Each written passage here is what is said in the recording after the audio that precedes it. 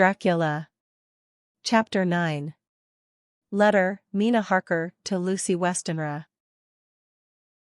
Budapest, August 24th. My dearest Lucy, I know you will be anxious to hear all that has happened since we parted at the railway station at Whitby. Well, my dear, I got to Hull all right, and caught the boat to Hamburg, and then the train on here. I feel that I can hardly recall anything of the journey, except that I knew I was coming to Jonathan, and that as I should have to do some nursing, I had better get all the sleep I could. I found my dear one, oh, so thin and pale and weak-looking. All the resolution has gone out of his dear eyes, and that quiet dignity which I told you was in his face has vanished. He is only a wreck of himself, and he does not remember anything that has happened to him for a long time past. At least, he wants me to believe so, and I shall never ask. He has had some terrible shock, and I fear it might tax his poor brain if he were to try to recall it.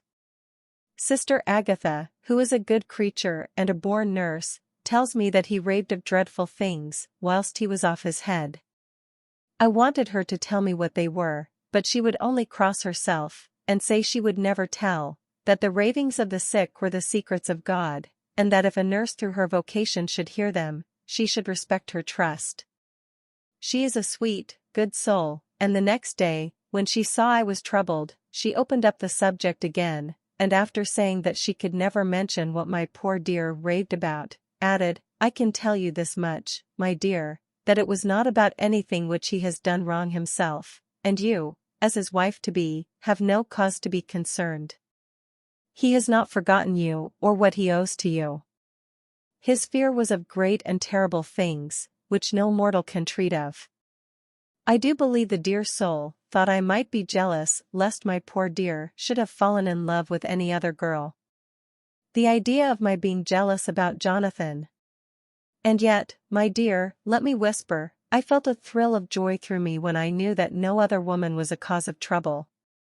I am now sitting by his bedside, where I can see his face while he sleeps. He is waking. When he woke, he asked me for his coat, as he wanted to get something from the pocket. I asked Sister Agatha, and she brought all his things. I saw that amongst them was his notebook, and was going to ask him to let me look at it, for I knew then that I might find some clue to his trouble, but I suppose he must have seen my wish in my eyes, for he sent me over to the window, saying he wanted to be quite alone for a moment. Then he called me back, and when I came he had his hand over the notebook, and he said to me very solemnly, Wilhelmina, I knew then that he was in deadly earnest, for he has never called me by that name since he asked me to marry him. You know, dear, my ideas of the trust between husband and wife. There should be no secret, no concealment. I have had a great shock, and when I try to think of what it is I feel my head spin round, and I do not know if it was all real or the dreaming of a madman. You know I have had brain fever, and that is to be mad. The secret is here, and I do not want to know it. I want to take up my life here, with our marriage. For, my dear, we had decided to be married as soon as the formalities are complete. Are you willing, Wilhelmina, to share my ignorance? Here is the book. Take it and keep it, read it if you will, but never let me know, unless, indeed, some solemn duty should come upon me to go back to the bitter hours, asleep or awake, sane or mad, recorded here. He fell back exhausted, and I put the book under his pillow, and kissed him. I have asked Sister Agatha to beg the Superior to let our wedding be this afternoon, and am waiting her reply. She has come and told me that the chaplain of the English Mission Church has been sent for. We are to be married in an hour, or as soon after as Jonathan awakes. Lucy, the time has come and gone. I feel very solemn, but very, very happy. Jonathan woke a little after the hour, and all was ready, and he sat up in bed, propped up with pillows. He answered his I will firmly and strongly. I could hardly speak, my heart was so full that even those words seemed to choke me. The dear sisters were so kind. Please God, I shall never, never forget them, nor the grave and sweet responsibilities I have taken upon me. I must tell you of my wedding present. When the chaplain and the sisters had left me alone with my husband, oh, Lucy, it is the first time I have written the words, my husband left me alone with my husband. I took the book from under his pillow, and wrapped it up in white paper, and tied it with a little bit of pale blue ribbon which was round my neck, and sealed it over the knot with sealing wax, and for my seal I used my wedding ring. Then I kissed it and showed it to my husband, and told him that I would keep it so, and then it would be an outward and visible sign for us all our lives that we trusted each other, that I would never open it unless it were for his own dear sake or for the sake of some stern duty. Then he took my hand in his, and oh, Lucy, it was the first time he took his wife's hand, and said that it was the dearest thing in all the wide world, and that he would go through all the past again to win it, if need be. The poor dear meant to have said a part of the past, but he cannot think of time yet, and I shall not wonder if at first he mixes up not only the month, but the year. Well, my dear, what could I say? I could only tell him that I was the happiest woman in all the wide world, and that I had nothing to give him except myself, my life, and my trust, and that with these went my love and duty for all the days of my life. And, my dear, when he kissed me, and drew me to him with his poor weak hands, it was like a very solemn pledge between us. Lucy dear, do you know why I tell you all this? It is not only because it is all sweet to me, but because you have been, and are, very dear to me.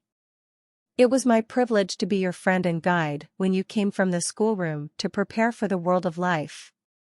I want you to see now, and with the eyes of a very happy wife, whither duty has led me, so that in your own married life you too may be all happy as I am.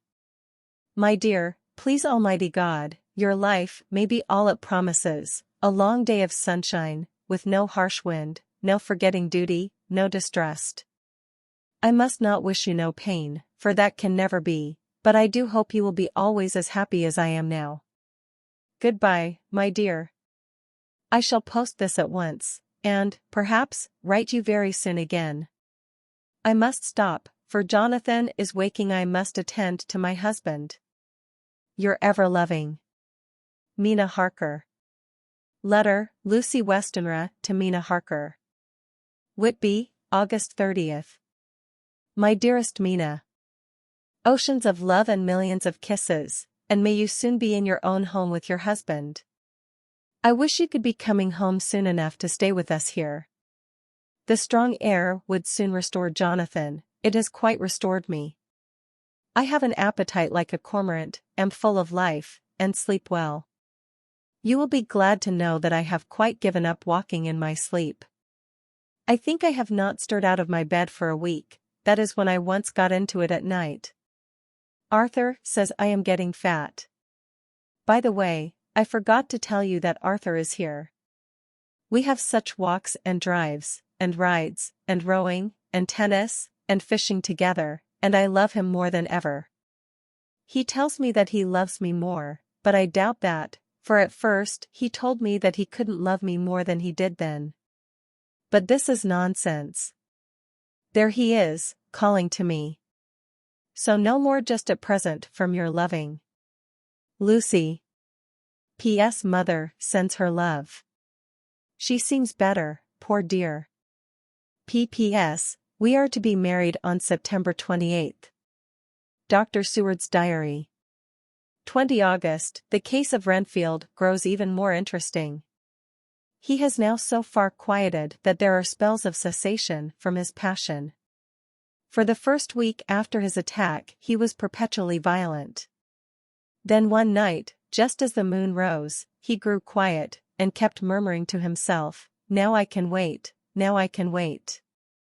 The attendant came to tell me, so I ran down at once, to have a look at him.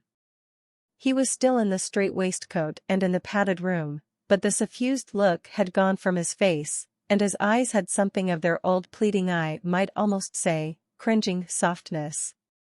I was satisfied with his present condition, and directed him to be relieved. The attendants hesitated, but finally carried out my wishes, without protest. It was a strange thing that the patient had humor enough to see their distress, for, coming close to me, he said in a whisper, all the while looking furtively at them. "They think I could hurt you. Fancy me hurting you. The fools." It was soothing, somehow, to the feelings, to find myself dissociated even in the mind of this poor madman from the others, but all the same I do not follow his thought. Am I to take it that I have anything in common with him, so that we are, as it were, to stand together, or has he to gain from me some good so stupendous that my well-being is needful to him? I must find out later on. Tonight he will not speak. Even the offer of a kitten or even a full-grown cat will not tempt him. He will only say, "I don't take any stock in cats. I have more to think of now, and I can wait, I can wait." After a while I left him. The attendant tells me that he was quiet until just before dawn, and that then he began to get uneasy, and at length violent, until at last he fell into a paroxysm which exhausted him so that he swooned into a sort of coma. 3 nights has the same thing happened, violent all day, then quiet from moonrise to sunrise. I wish I could get some clue to the cause. It would almost seem as if there was some influence which came and went. Happy thought. We shall tonight play sane wits against mad ones. He escaped before without our help, tonight he shall escape with it. We shall give him a chance, and have the men ready to follow in case they are required. 23 August, the unexpected always happens. How well Disraeli knew life. Our bird, when he found the cage open, would not fly, so all our subtle arrangements were for naught. At any rate, we have proved one thing, that the spells of quietness last a reasonable time. We shall in future be able to ease his bonds for a few hours each day. I have given orders to the night attendant merely to shut him in the padded room, when once he is quiet, until an hour before sunrise. The poor soul's body will enjoy the relief even if his mind cannot appreciate it. Hark! The unexpected again. I am called, the patient has once more escaped. Later, another night adventure. Renfield artfully waited until the attendant was entering the room to inspect. Then he dashed out past him and flew down the passage. I sent word for the attendants to follow. Again he went into the grounds of the deserted house, and we found him in the same place, pressed against the old chapel door. When he saw me he became furious, and had not the attendants seized him in time, he would have tried to kill me. As we were holding him a strange thing happened. He suddenly redoubled his efforts, and then as suddenly grew calm. I looked round instinctively, but could see nothing. Then I caught the patient's eye and followed it, but could trace nothing as it looked into the moonlit sky except a big bat, which was flapping its silent and ghostly way to the west. Bats usually wheel and flit about, but this one seemed to go straight on, as if it knew where it was bound for or had some intention of its own. The patient grew calmer every instant, and presently said, "You needn't tie me, I shall go quietly." Without trouble we came back to the house. I feel there is something ominous in his calm, and shall not forget this night. Lucy Westermer's Diary. Hillingham, 24 August. I must imitate Mina, and keep writing things down. Then we can have long talks when we do meet. I wonder when it will be. I wish she were with me again, for I feel so unhappy. Last night I seemed to be dreaming again, just as I was at Whitby. Perhaps it is the change of air, or getting home again. It is all dark and horrid to me, for I can remember nothing, but I am full of vague fear, and I feel so weak and worn out. When Arthur came to lunch he looked quite grieved when he saw me, and I hadn't the spirit to try to be cheerful. I wonder if I could sleep in Mother's room tonight. I shall make an excuse and try. 25 August. Another bad night. Mother did not seem to take to my proposal. She seems not too well herself, and doubtless she fears to worry me.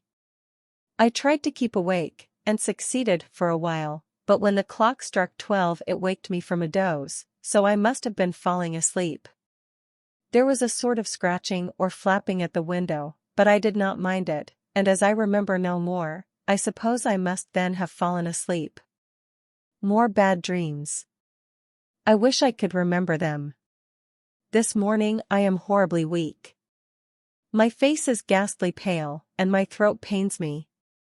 It must be something wrong with my lungs, for I don't seem ever to get air enough. I shall try to cheer up when Arthur comes, or else I know he will be miserable to see me so. Letter, Arthur Holmwood to Dr. Seward. Albemarle Hotel, August 31st. My dear Jack, I want you to do me a favor. Lucy is ill, that is, she has no special disease, but she looks awful, and is getting worse every day. I have asked her if there is any cause. I do not dare to ask her mother, for to disturb the poor lady's mind about her daughter in her present state of health would be fatal.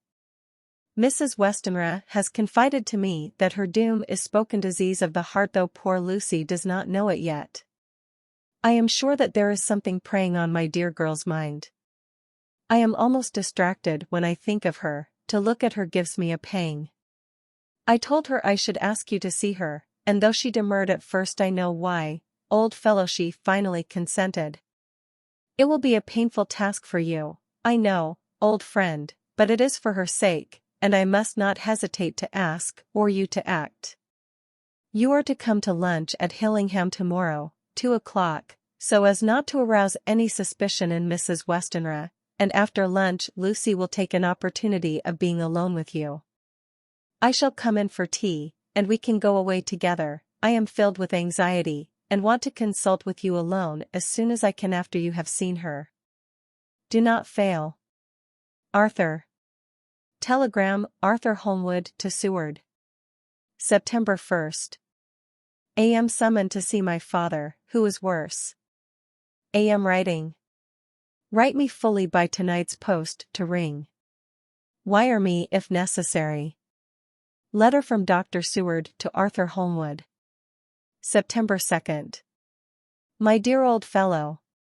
With regard to Miss Westenra's health, I hasten to let you know at once that in my opinion there is not any functional disturbance or any malady that I know of. At the same time, I am not by any means satisfied with her appearance. She is woefully different from what she was when I saw her last.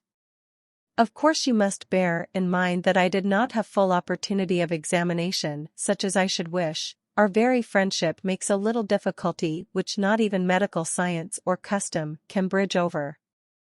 I had better tell you exactly what happened, leaving you to draw, in a measure, your own conclusions. I shall then say what I have done and propose doing. I found Miss Westenra in seemingly gay spirits. Her mother was present, and in a few seconds I made up my mind that she was trying all she knew to mislead her mother and prevent her from being anxious. I have no doubt she guesses, if she does not know, what need of caution there is. We lunched alone, and as we all exerted ourselves to be cheerful, we got, as some kind of reward for our labors, some real cheerfulness amongst us. Then Mrs. Westenra went to lie down, and Lucy was left with me. We went into her boudoir, and till we got there her gaiety remained, for the servants were coming and going. As soon as the door was closed, however, the mask fell from her face, and she sank down into a chair with a great sigh, and hid her eyes with her hand. When I saw that her high spirits had failed, I at once took advantage of her reaction to make a diagnosis. She said to me very sweetly, "I cannot tell you how I loathe talking about myself." I reminded her that a doctor's confidence was sacred, but that you were grievously anxious about her. She caught on to my meaning at once, and settled that matter in a word. "Tell Arthur everything you choose. I do not care for myself, but all for him. So I am quite free." I could easily see that she is somewhat bloodless, but I could not see the usual anemic signs, and by a chance I was actually able to test the quality of her blood, for in opening a window which was stiff a cord gave way, and she cut her hand slightly with broken glass. It was a slight matter in itself, but it gave me an evident chance, and I secured a few drops of the blood and have analyzed them. The qualitative analysis gives a quite normal condition, and shows, I should infer, in itself a vigorous state of health. In other physical matters I was quite satisfied that there is no need for anxiety, but as there must be a cause somewhere, I have come to the conclusion that it must be something mental. She complains of difficulty in breathing satisfactorily at times, and of heavy, lethargic sleep, with dreams that frighten her, but regarding which she can remember nothing.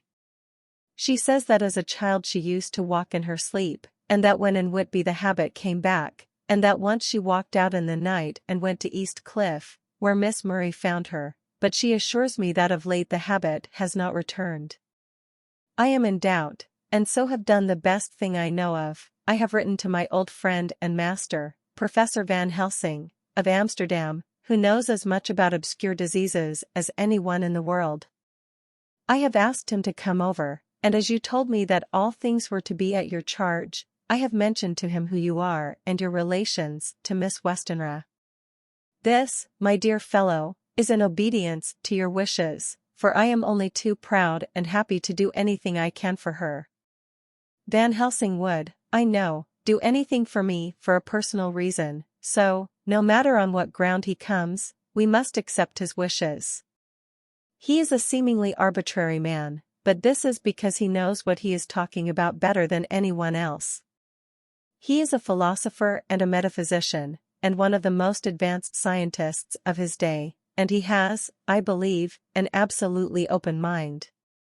This, with an iron nerve, a temper of the iceberg, an indomitable resolution, self-command, and toleration exalted from virtues to blessings, and the kindliest and truest heart that beats these form his equipment for the noble work that he is doing for mankind, work both in theory and practice, for his views are as wide as his all-embracing sympathy. I tell you these facts that you may know why I have such confidence in him. I have asked him to come at once. I shall see Miss Westenra tomorrow again. She is to meet me at the stores, so that I may not alarm her mother by too early a repetition of my call. Yours always, John Seward. Letter, Abraham Van Helsing, M.D., D.Ph.D. Lit., etc., etc., to Dr. Seward. September 2nd. My good friend. When I have received your letter I am already coming to you. By good fortune I can leave just at once, without wrong to any of those who have trusted me. Were fortune other, then it were bad for those who have trusted, for I come to my friend when he call me to aid those he holds dear.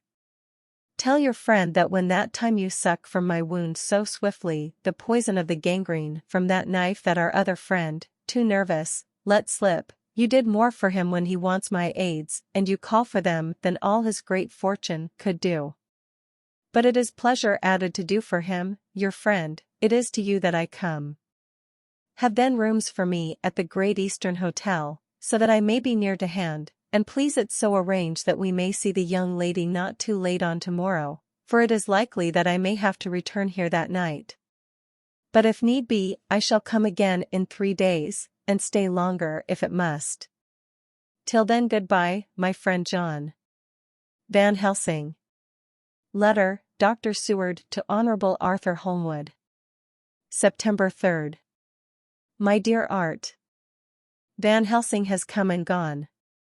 He came on with me to Hillingham, and found that, by Lucy's discretion, her mother was lunching out, so that we were alone with her. Van Helsing made a very careful examination of the patient. He is to report to me, and I shall advise you, for of course I was not present all the time. He is, I fear, much concerned, but says he must think. When I told him of our friendship and how you trust to me in the matter, he said, you must tell him all you think. Tell him what I think, if you can guess it, if you will. Nay, I am not jesting. This is no jest, but life and death, perhaps more. I asked what he meant by that, for he was very serious. This was when we had come back to town, and he was having a cup of tea before starting on his return to Amsterdam. He would not give me any further clue. You must not be angry with me, Art, because his very reticence means that all his brains are working for her good. He will speak plainly enough when the time comes, be sure. So I told him I would simply write an account of our visit, just as if I were doing a descriptive special article for the Daily Telegraph. He seemed not to notice, but remarked that the smuts in London were not quite so bad as they used to be when he was a student here. I am to get his report tomorrow if he can possibly make it. In any case, I am to have a letter. Well, as to the visit. Lucy was more cheerful than on the day I first saw her, and certainly looked better. She had lost something of the ghastly look that so upset you, and her breathing was normal. She was very sweet to the professor, as she always is, and tried to make him feel at ease, though I could see that the poor girl was making a hard struggle for it. I believe Van Helsing saw it, too, for I saw the quick look under his bushy brows that I knew of old. Then he began to chat of all things except ourselves and diseases, and with such an infinite geniality that I could see poor Lucy's pretense of animation merge into reality. Then, without any seeming change, he brought the conversation gently round to his visit, and suavely said, "My dear young miss, I have the so great pleasure because you are so much beloved. That is much, my dear, ever were there that which I do not see. They told me you were down in the spirit, and that you were of a ghastly pale. To them I say, poof." And he snapped his fingers at me and went on, "But you and I shall show them how wrong they are. How can he?" And he pointed at me with the same look and gesture as that with which once he pointed me out to his class, on, or rather after, a particular occasion which he never fails to remind me of know anything of a young lady's. He has his madmans to play with, and to bring them back to happiness, and to those that love them. It is much to do, and, oh, but there are rewards, in that we can bestow such happiness. But the young ladies. He has no wife nor daughter, and the young do not tell themselves to the young, but to the old, like me, who have known so many sorrows and the causes of them. So, my dear, we will send him away to smoke the cigarette in the garden, whiles you and I have little talk all to ourselves. I took the hint, and strolled about, and presently the professor came to the window and called me in. He looked grave, but said, "I have made careful examination, but there is no functional cause. With you I agree that there has been much blood lost, it has been, but is not. But the conditions of her are in no way anemic.